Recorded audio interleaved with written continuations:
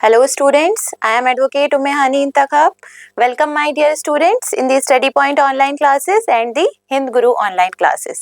तो चलिए स्टार्ट करते हैं. हमारी लॉ ऑफ टॉट्स की आज 5th क्लास है and this is the last class of law of torts. After that हम नेक्स्ट सब्जेक्ट हमारा स्टार्ट करेंगे. लॉ ऑफ टॉट्स की हमारी आज लास्ट क्लास है. तो आज की क्लास में हम डिस्कस करेंगे general defences under law of torts. तो लास्ट क्लास में हमने 4 डिफेंसेस कवर कर लिए थे. What are those? Act of God, inevitable accident, volenti non fit injuria and the fourth one is plaintiff the wrong doer. So I hope you remember it. आज की class में हम start करेंगे अपना बाकी के 4 defences, that is 5, 6, 7 and 8 1. Okay, तो चलिए स्टार्ट करते हैं स्टैट्यूटरी अथॉरिटी से. So this is the next defence जो हम यूज करके बच सकते हैं. डिफेंडेंट यूज करके ये डिफेंस स्टैट्यूटरी अथॉरिटी का बच सकता है कॉम्पनसेशन देने से. ओके, तो कौन यूज कर सकता है ये डिफेंस? जैसा कि आपको नाम से ही पता चल रहा होगा, स्टैट्यूटरी अथॉरिटी, तो ये सिर्फ गवर्नमेंटल अथॉरिटीज पर ही अप्लाई होता है. गवर्नमेंटल अथॉरिटीज,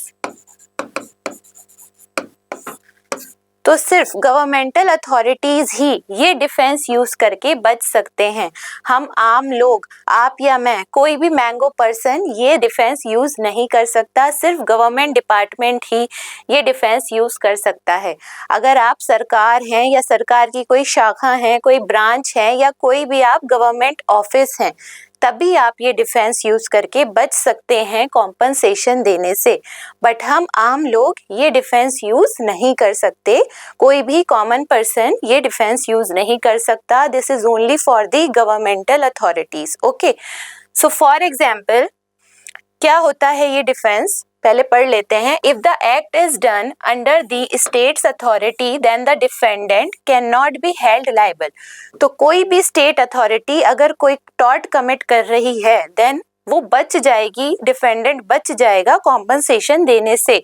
कोई भी गवर्नमेंटल अथॉरिटी, कोई भी स्टेट अथॉरिटी अगर ये डिफेंस यूज करती है देन वो बच जाती है कॉम्पनसेशन देने से. ओके, फॉर एग्जाम्पल ये आपका घर है. ओके, अब आपके घर के पास एक गवर्नमेंट फैक्ट्री खुल गई है. This is the government factory.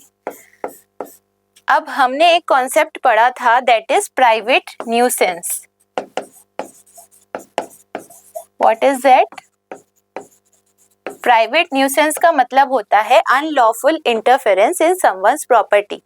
तो अगर ये आपका घर है और आपके घर के जस्ट बराबर में एक गवर्नमेंट फैक्ट्री खुल गई है और उससे हो रहा है आपको प्राइवेट न्यूसेंस, कोई भी नॉइस क्रिएट हो रही है या अननेसेसरी साउंड्स क्रिएट हो रहे हैं या फिर डस्ट पार्टिकल्स क्रिएट होते हैं, तो आपको होता है उससे डिस्टर्बेंस न्यूसेंस. तो अगर आप केस करोगे गवर्नमेंट फैक्ट्री पर तो ये जो गवर्नमेंट डिपार्टमेंट है ये बच जाएगा कॉम्पनसेशन देने से. ये डिफेंस यूज करके, स्टैट्यूटरी अथॉरिटी का डिफेंस यूज करके ये गवर्नमेंट फैक्ट्री बच जाएगी और कॉम्पनसेशन नहीं देना पड़ेगा आपको. ओके, तो अगर आप उन पर केस करोगे प्राइवेट न्यूसेंस का तो आपका केस रिजेक्ट हो जाएगा. क्यों? क्योंकि वो बोलेंगे कि भाई हम हैं स्टैट्यूटरी अथॉरिटी, तो हम ऐसा कोई भी कंपनसेशन, कोई भी पैसे वैसे हम नहीं देंगे क्योंकि हम एक गवर्नमेंट अथॉरिटी हैं. तो कोई भी सरकार इसको नहीं देती कंपनसेशन बिकॉज वो ये डिफेंस यूज कर लेते हैं स्टैट्यूटरी अथॉरिटी का. ऑल राइट, तो यही होता है हमारा स्टैट्यूटरी अथॉरिटी जो हम यूज नहीं करते बट सरकार यूज करती है और बच जाती है कॉम्पनसेशन देने से. अगर कोई भी टॉर्ट कमिट होता है, कोई भी डिस्टरबेंस होता है हमें सरकार की साइड से और हम उन पर केस फाइल करते हैं टॉर्ट लॉ के अंदर, तो जो हमारी गवर्नमेंट डिपार्टमेंट है कोई भी, वो बच जाती है कॉम्पनसेशन देने से. ऑल राइट, तो ये डिफेंस यूज होता है सिर्फ गवर्नमेंट पर, गवर्नमेंटल अथॉरिटीज पर. नेक्स्ट है हमारा प्राइवेट और सेल्फ डिफेंस. अब ये समझने से पहले हम ये समझेंगे प्राइवेट डिफेंस होता क्या है, मतलब क्या है प्राइवेट डिफेंस का।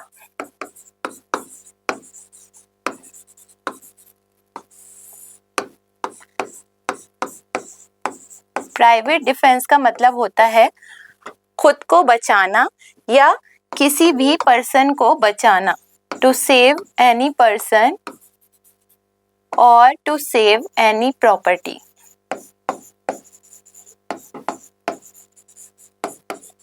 ओके, तो प्राइवेट डिफेंस एक ऐसा डिफेंस है जो हम यूज करते हैं अपने आप पर खुद को बचाने के लिए, इंक्लूडिंग योर ओन। ओके, तो खुद को बचाने के लिए या किसी पर्सन को बचाने के लिए या किसी प्रॉपर्टी को बचाने के लिए प्राइवेट डिफेंस यूज किया जाता है। अपने आप को बचाने के लिए या किसी भी पर्सन को बचाने के लिए या किसी भी प्रॉपर्टी को सेव करने के लिए, अगर आप उसे बचाना चाहते हो then you can take the private defence. ये डिफेंस आप यूज कर सकते हैं और आप बच जाएंगे कॉम्पनसेशन देने से। बट ये डिफेंस यूज करने के लिए दो कंडीशंस अप्लाई होती हैं। What are those conditions? First one is there must be an imminent threat.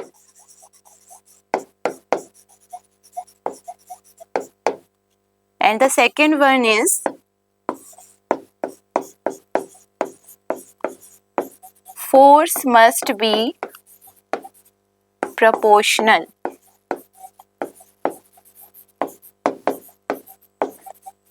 Okay, तो ये दो कंडीशंस हैं, इन दो कंडीशंस पर ही हम प्राइवेट डिफेंस यूज कर सकते हैं। अगर ये दो कंडीशंस नहीं है then we can not take the defence of private और सेल्फ डिफेंस। ओके, तो फर्स्ट कंडीशन क्या है? There must be an imminent threat. Imminent threat का मतलब होता है अपकमिंग थ्रेट।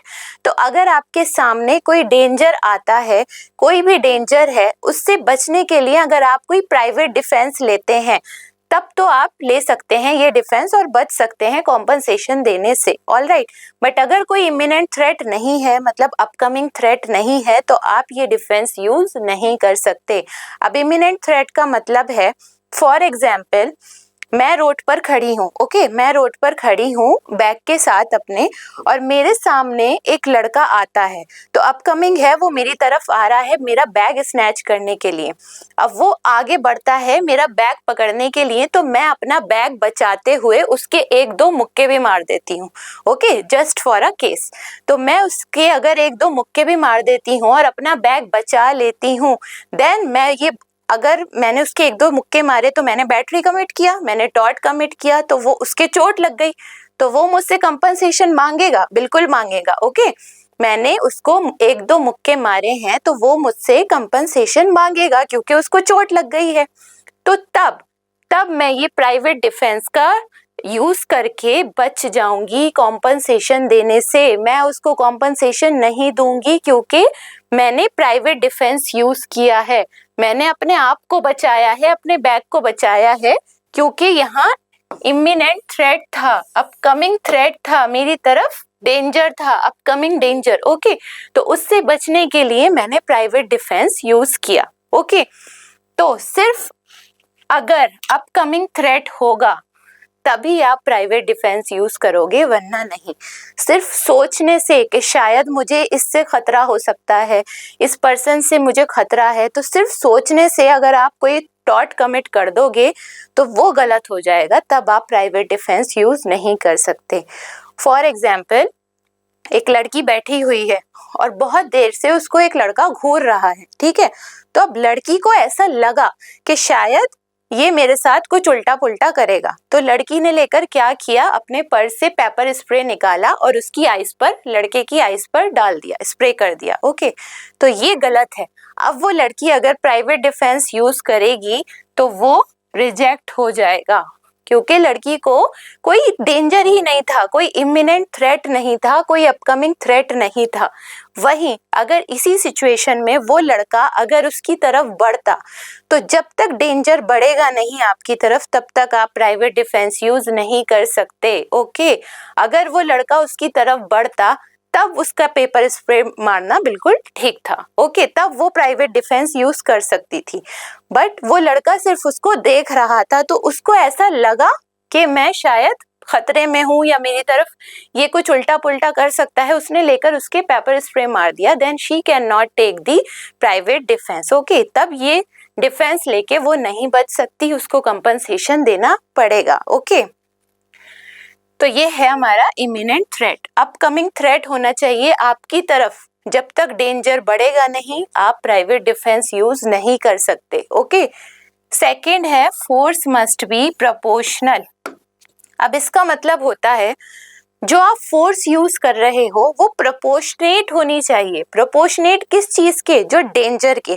जितना बड़ा डेंजर है, जितना बड़ा खतरा है, उतना ही बड़ा आप डिफेंस यूज करो। ये नहीं कि डेंजर कम है आपका और प्रोपोर्शनेट आप ले नहीं रहे, आप बहुत ज्यादा डिफेंस यूज कर रहे हो। फॉर एग्जाम्पल, आपको अगर गन दे दी आपके हाथ में, तो इसका मतलब ये नहीं कि आप सामने वाले की जान ही ले लोगे, उसे मार ही दोगे। प्रोपोर्शनेट रखना है आपको डेंजर के। ओके, जैसे अगर किसी आदमी ने आपको डंडा मारा, आपके सर पर डंडा मारा, हल्का सा डंडा मारा, और आपने अपने बैग से निकाल के गन उसको शूट ही कर दिया, उसको जान से ही मार दिया, तो ये तो आप प्रोपोर्शनेट कर ही नहीं रहे, ये प्रोपोर्शनेट से बहुत आगे निकल गए आप। ठीक है, तो आपको रखना है प्रोपोर्शनेट डेंजर के साथ। ओके, जितना बड़ा आपका डेंजर होगा उतना ही बड़ा आप डिफेंस यूज कर सकते हो।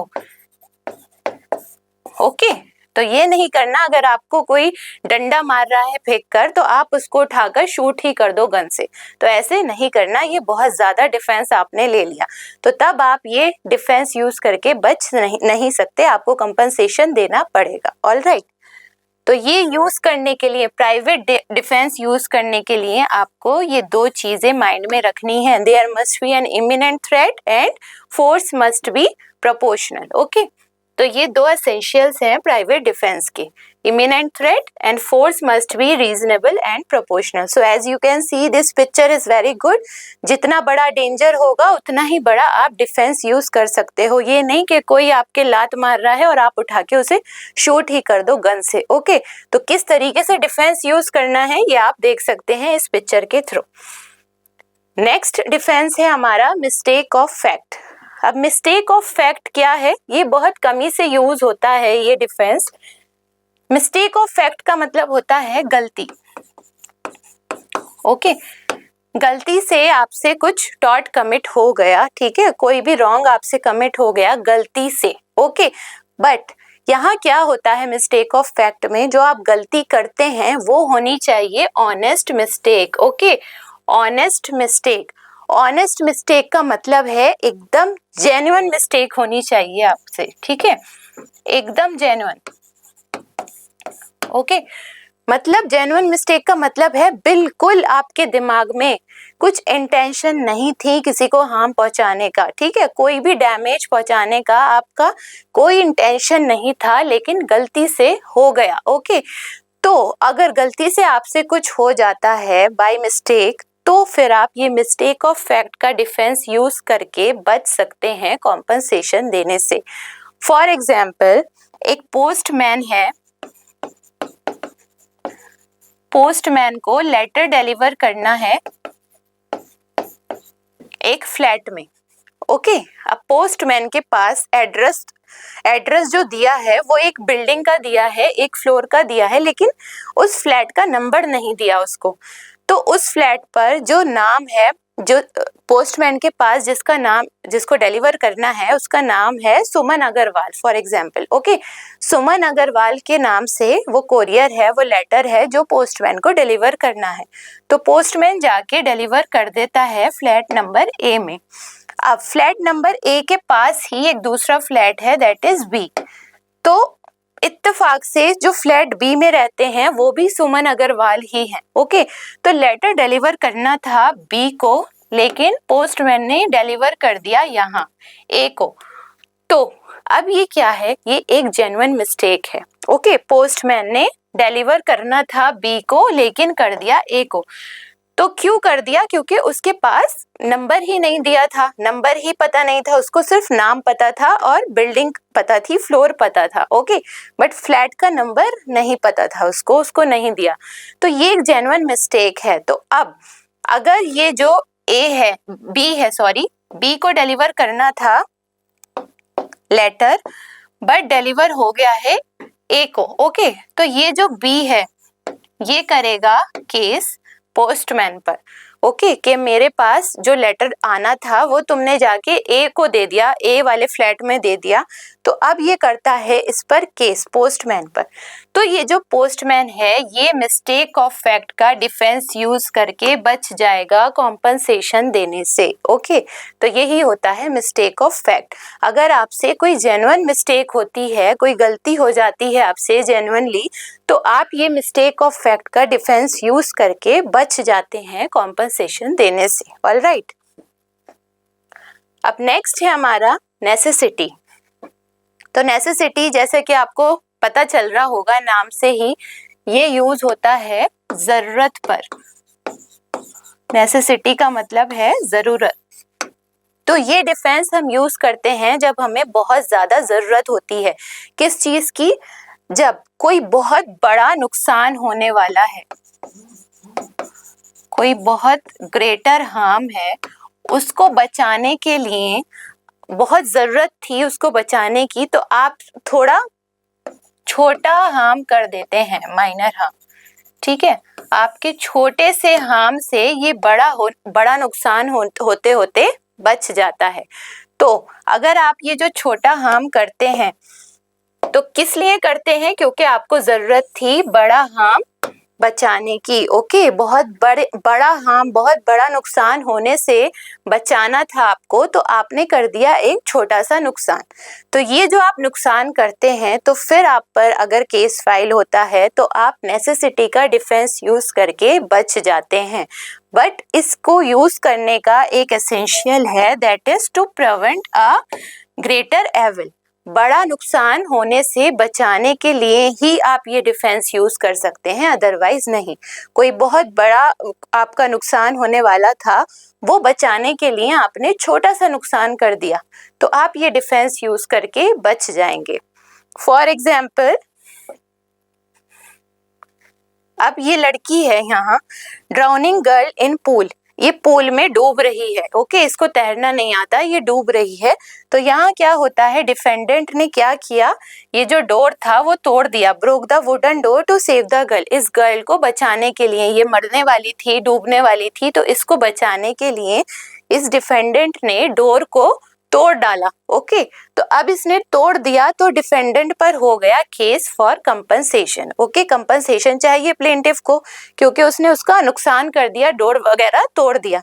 तो defendant was sued for compensation, defendant पर हो जाता है केस फॉर दी कंपनसेशन, तो डिफेंडेंट बच जाएगा। Defendant held not liable to pay any compensation. कैसे बचेगा? नेसेसिटी का डिफेंस यूज करके, ओके। तो किसी की जान बचाने के लिए उसने एक छोटा सा, इतना बड़ा नुकसान होने से बचाने के लिए किसी की जान जा रही थी, तो ये था ग्रेटर हार्म, ओके, ये था ग्रेटर हार्म। किसी की जान जा रही थी, वो बचाने के लिए डिफेंडेंट ने क्या किया, डोर तोड़ दिया। तो ये क्या है? ये एक छोटा हार्म है, ओके। तो बड़े नुकसान को होने से बचाने के लिए अगर आप छोटा सा नुकसान कर देते हैं तो फिर आप बच जाते हैं डिफेंस यूज करके नेसेसिटी का, ओके।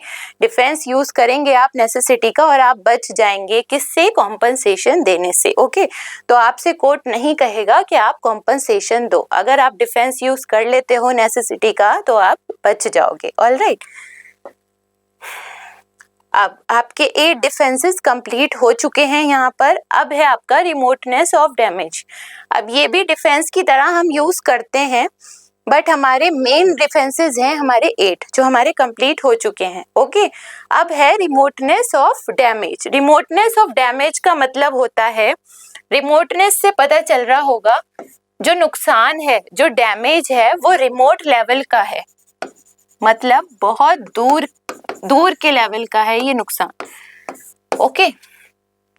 रिमोटनेस का मतलब होता है कोई ऐसा नुकसान जो बहुत दूर के लेवल का है, बहुत इतना दूर का नुकसान है कि आप सोच भी नहीं सकते, इतना बड़ा टॉट है, इतने दूर का नुकसान जो आप सोच भी नहीं सकते, हम एज्यूम भी नहीं कर सकते कि ऐसा भी कुछ हो सकता था। तो ये नुकसान अगर हो जाता है और आप पर केस फाइल हो जाता है तो आप रिमोटनेस ऑफ डैमेज का डिफेंस यूज करके बच जाते हैं कॉम्पनसेशन देने से। ओके, अब ये हम समझेंगे रिमोटनेस एक एग्जाम्पल के थ्रू। अब फॉर एग्जाम्पल दो कार्स हैं, ओके, एक ये है और एक ये, तो रोड पर ये दोनों आपस में टकरा जाती हैं और हो जाता है एक्सीडेंट। ओके, बहुत बुरा एक्सीडेंट होता है, दोनों कार्स आपस में टकरा जाती हैं।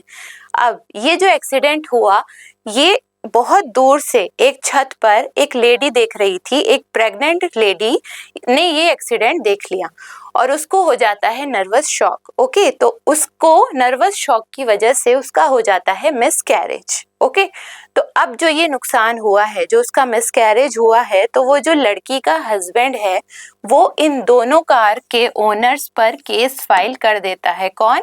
उस लड़की का हस्बैंड, जिसको नर्वस शॉक हुआ और नर्वस शॉक की वजह से उसका मिसकैरेज हो गया। ओके, तो ये हस्बैंड केस कर देता है दोनों कार्स के ओनर पर। ओके, अब ये जो केस करेगा तो दोनों कार्स के ओनर से इसे कॉम्पनसेशन चाहिए कि मेरी वाइफ का मिसकैरेज हुआ है, मेरा बहुत बड़ा नुकसान हुआ है और मुझे कोर्ट से कॉम्पनसेशन चाहिए।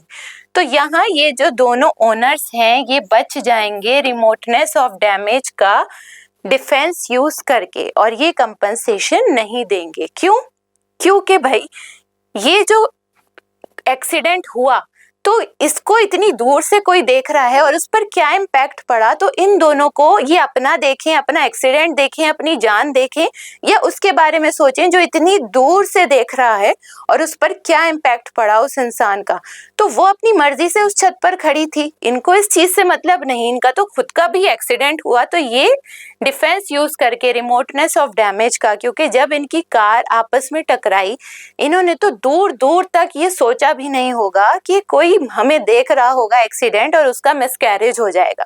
तो यही होता है रिमोटनेस ऑफ डैमेज, जो आप दूर दूर तक सोच भी नहीं सकते कि हमारे किसी एक्ट की वजह से किसी का इतना बड़ा नुकसान हो सकता है। बिल्कुल आपके दिमाग में आ ही नहीं सकती ये चीज कि किसी का नुकसान हो जाएगा। ऑलराइट, बट ये डिफेंस यूज करने के लिए आपको दो टेस्ट क्लियर करने पड़ेंगे। First test is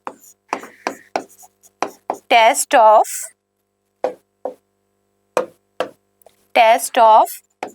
reasonable, second is reasonable foreseeability. This is the first test and second is test of directness. Okay, तो ये रिमोटनेस ऑफ डैमेज का डिफेंस यूज करने के लिए आपको ये दो टेस्ट अपने क्लियर करने पड़ेंगे। तो फर्स्ट टेस्ट इज रीजनेबल फोर्सिबिलिटी, मतलब कोई ऐसा टॉर्ट हुआ है, कोई ऐसा टॉर्ट कमिट हुआ है जो हमने दूर दूर तक सोचा भी नहीं है, दूर दूर तक फोर्सी ही नहीं किया है, बिल्कुल एज्यूम ही नहीं कर सकते कि ऐसा कुछ नुकसान हो सकता है। और second is test of directness, मतलब जो टॉर्ट कमिट हुआ है उसका डिफेंडेंट से डायरेक्ट कनेक्शन है या नहीं। ओके, तो यहाँ जो आपस में एक्सीडेंट हुआ तो उससे उस लेडी का कोई कनेक्शन था? बिल्कुल नहीं था। तो ये दोनों टेस्ट अवेलेबल होने चाहिए, आपको ये दो टेस्ट पूरे करने पड़ेंगे तभी आप ये डिफेंस यूज कर सकते हैं, अदरवाइज नहीं। अब इसी रिमोटनेस ऑफ डैमेज पर एक क्वेश्चन है मेरा आपसे। फॉर एग्जाम्पल एक गर्ल है जो रोड पर वॉक कर रही है। ओके, आराम से एक गर्ल है वो वॉक कर रही है रोड पर। गर्ल के पीछे पीछे एक आइसक्रीम वेंडर आता है।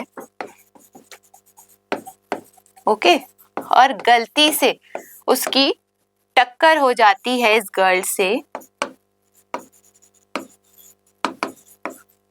By mistake. ओके, तो ये जो आइसक्रीम वेंडर है इसकी गलती से टक्कर हो जाती है गर्ल से, और ये जो गर्ल है ये गिर जाती है और इसके हल्की सी माथे पर खरोच आ जाती है, तो ये इसकी थोड़ी सी इंजरी हो जाती है। ओके, तो इसको माइनर इंजरी हुई, गर्ल को हुई माइनर इंजरी, बहुत छोटी सी इसको खरोच आ जाती है गिरने की वजह से माथे पर। ओके, अब क्या हुआ, ये बात यहाँ खत्म हो गई और 1 मंथ के बाद इस लड़की को हो जाती हैं ब्रेन प्रॉब्लम्स।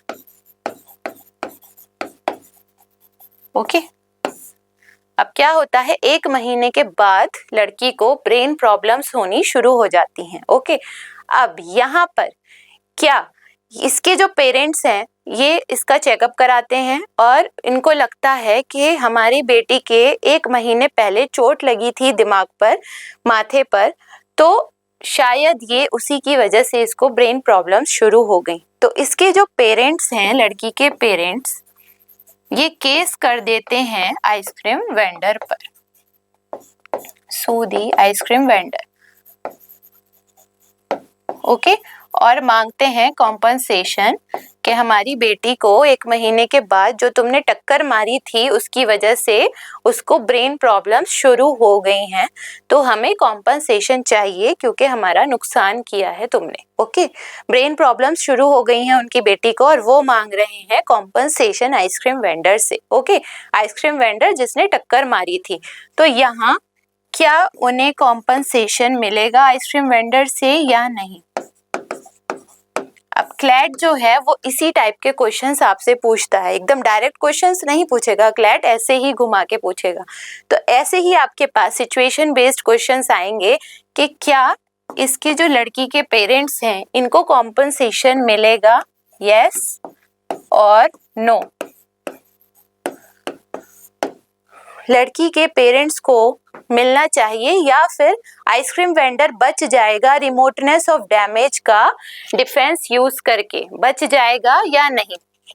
ये जो आइसक्रीम वेंडर है ये रिमोटनेस ऑफ डैमेज की ही सिचुएशन है। तो रिमोटनेस ऑफ डैमेज में क्या होता है, दूर दूर तक हम सोच भी नहीं सकते कि ऐसा कुछ होगा। ओके, तो यहाँ पर आइसक्रीम वेंडर से टक्कर हो जाती है और 1 महीने के बाद उस लड़की को ब्रेन प्रॉब्लम शुरू होती हैं। उस टाइम कुछ नहीं होता, हल्की सी खरोच होती है, लेकिन 1 महीने के बाद उसको ब्रेन प्रॉब्लम शुरू हो जाती हैं। तो पेरेंट्स जो हैं वो कंपनसेशन मांगते हैं आइसक्रीम वेंडर से कि तुमने हमारी बेटी को टक्कर मारी थी, उसकी वजह से उसको ब्रेन प्रॉब्लम्स शुरू हो गई।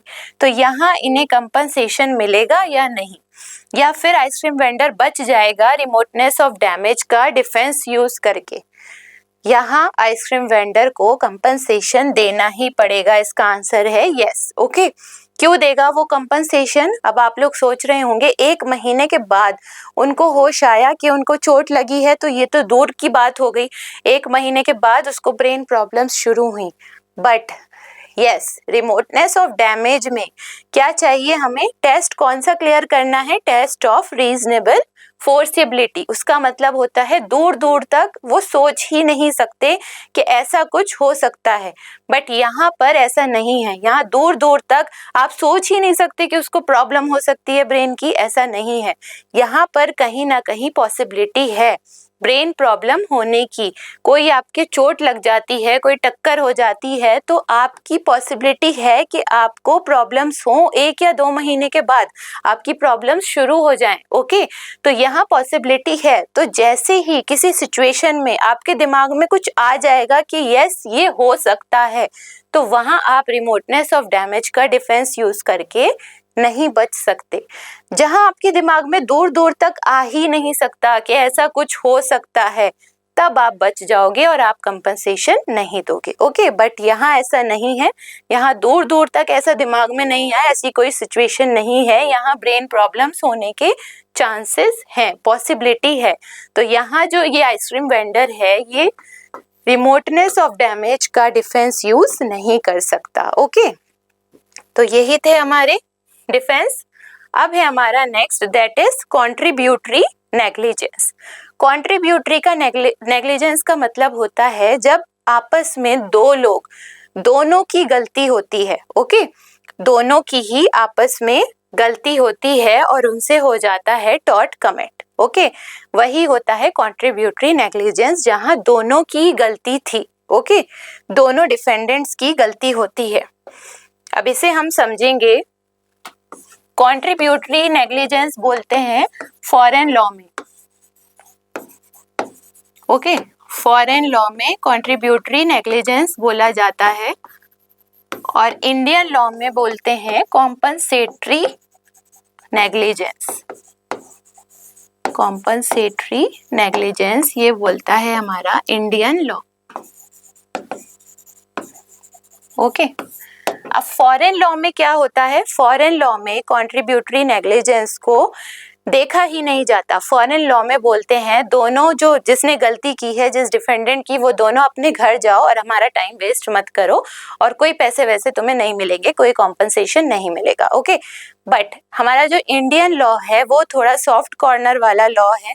तो यहाँ क्या करते हैं, यहाँ कॉम्पनसेटरी नेग्लिजेंस में मैथमेटिकल कैलकुलेशन होती है। मतलब दो लोगों की गलती है, गलती दोनों की है, लेकिन क्या होता है इसमें, किसी की 60% गलती होती है, किसी की 40%, किसी की 70 तो किसी की 30-40 का भी रेशियो हो सकता है। मतलब ये प्लेंटिफ की गलती और ये डिफेंडेंट की। तो अगर प्लेंटिफ की 60% गलती है तो डिफेंडेंट की 40 भी हो सकती है। प्लेंटिफ की 70% गलती है, डिफेंडेंट की 30% भी हो सकती है। प्लेंटिफ की 30% है तो डिफेंडेंट की 40%। मतलब परसेंटेज वाइज दोनों की गलतियां होती हैं। तो इंडियन लॉ कैलकुलेट करता है कि किसकी कितनी गलती है, उसके हिसाब से ही कॉम्पनसेशन मिलता है। अब फॉर एग्जाम्पल यहाँ पर एक कार आ रही है बहुत ओवर स्पीड में। ओके, ये एक ही कार है जो बहुत ओवर स्पीड में आ रही है। ओके, और सामने से एक साइकिल वाला रॉन्ग साइड से आता है। ये बी है, ये बी पर्सन है, जो साइकिल वाला है, ये रॉन्ग साइड से आता है। ओके, तो जो ए पर्सन है वो बहुत ओवर स्पीड में गाड़ी लेके जा रहा है और जो साइकिल वाला है वो रॉन्ग साइड से आ रहा है। ओके, तो गलती दोनों की है। अब इन दोनों की हो जाती है आपस में टक्कर, कार की और साइकिल की। तो यहाँ पर 70% गलती अगर हम माने डिफेंडेंट की है, जिसने टक्कर मारी है, कार वाला जो है वो डिफेंडेंट है। ओके, तो यहाँ 70% गलती अगर डिफेंडेंट की है और 30% गलती इस साइकिल वाले की है, क्योंकि ये रॉन्ग साइड से आ रहा था। ओके, तो ये है प्लेंटिफ। अब ये जो साइकिल वाला है, इसको चोट लग जाती है और ये मांगता है कॉम्पनसेशन डिफेंडेंट से, कार वाले से, कि मुझे कॉम्पनसेशन चाहिए, मुझे तुम ओवर स्पीड में लेकर आ रहे थे और मुझे टक्कर हो गई। तो यहाँ पर हमारा इंडियन लॉ क्या करता है, मैथमेटिकल कैलकुलेशन। यहाँ 70% गलती वो करता है डिफेंडेंट की, 30% साइकिल वाले की। ओके, तो यहाँ अगर डिफेंडेंट को कंपनसेशन देना पड़ता 10 लाख का, ओके, फॉर एग्जाम्पल है ये, अगर 10 लाख का कॉम्पनसेशन डिसाइड किया कोर्ट ने डिफेंडेंट को देने के लिए, या किसी भी सिचुएशन में अगर डिफेंडेंट को देने थे 10 लाख, तो वहां क्या होता है, सामने वाले की भी तो गलती है। तो कोर्ट कहता है भाई तुम जो हो 7 लाख का कॉम्पनसेशन दे दो, 7 lakhs का। तो यहाँ मिल जाता है 3 लाख का डिस्काउंट, क्योंकि साइकिल वाले की भी तो गलती थी, प्लेंटिफ की भी तो 30% गलती थी। तो यहाँ एडजस्ट हो जाता है, सेटलमेंट हो जाता है कि तुम 10 लाख की जगह 7 लाख दो, क्योंकि सामने वाले की भी गलती थी। तो इंडियन लॉ में यही होता है, मैथमेटिकल कैलकुलेशंस होती हैं और वो डिसाइड करते हैं कि किसकी कितनी गलती थी। ओके, तो कॉन्ट्रीब्यूटरी नेग्लिजेंस में कुछ गलती होती है प्लेंटिफ की, कुछ होती है डिफेंडेंट की। तो वो आपस में सेटलमेंट हो जाता है और जो भी अमाउंट उसको पे करना था वो court according to the situation court settle कर देता है। ओके, तो ये होता है हमारा contributory negligence. So with this I would just summarise the class. Okay, तो आज हमारी लॉ ऑफ टॉर्ट्स कंप्लीट हो चुकी है। नेक्स्ट क्लास में हम स्टार्ट करेंगे हमारा new subject. Okay, so thank you everyone, have a nice day, Allah Hafiz.